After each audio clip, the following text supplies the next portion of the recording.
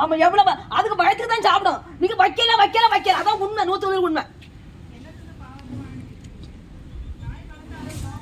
நாளைக்கு உங்களுக்கு வயிறார சோறு கிடைக்கணும் பாத்துடுங்க. இப்படி மட்டும் கொடை பட்டி பொங்கல் சோறுலாம் வேறாம வீட்டுல வளர்க்காமலாம் வளர்த்த நாய் போல இருக்கு. சோறு வைக்காமலாம் சோறு இல்ல வாட்டி என்ன தட்டு கொண்டு வாயுமா சாப்பிடாது.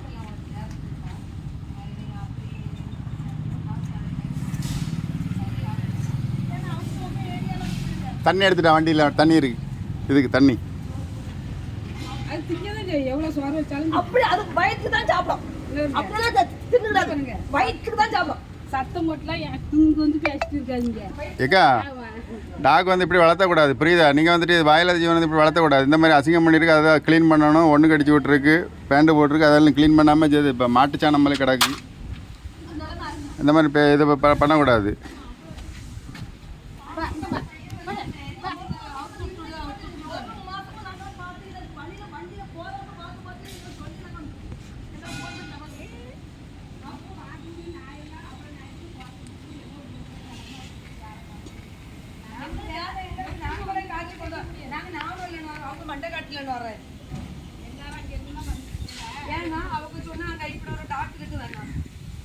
தண்ணி எடுக்க சொன்னோம்ல, தண்ணி பாட்டில்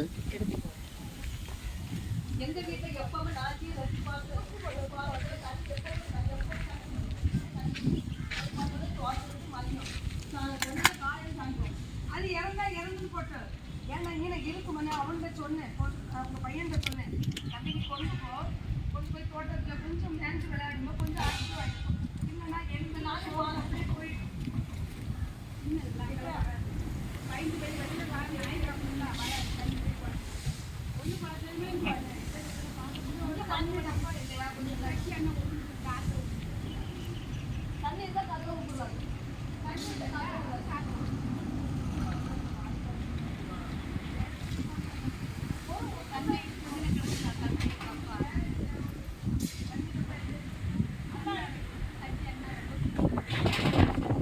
தண்ணி எடுத்துட்டு வர சொன்னா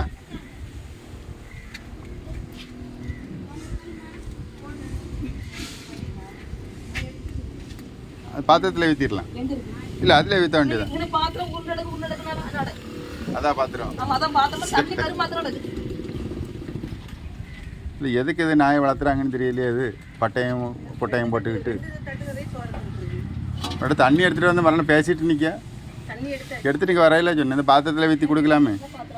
அதிலே கொடுக்குறது அது பானை தட்டில் வீத்துக்கு தான் தண்ணி எடுத்துகிட்டு வர சொன்னேன். இல்லை பொட்டும் பூவுமா வச்சுட்டு நிற்காவ என்னத்தையும் நிற்க. இல்லை ஃபுல்லாக பிரார்த்தனை பண்ணுறது ஃபுல்லாக இவ்வளோ தான்.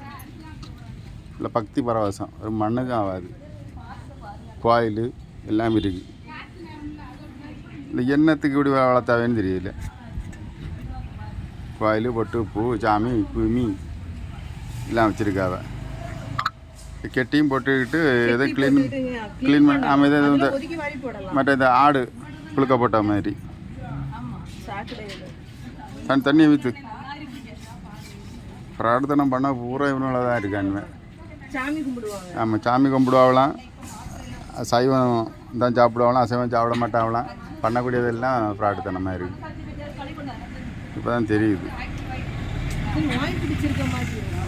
நோய் பிடிக்கல, சாப்பாடு கிடைக்காதது. அவங்களுக்கு அறிவு கிடையாதா? சாப்பாடு இல்லைன்னா இப்படி நோய் வரதானே செய்யும்.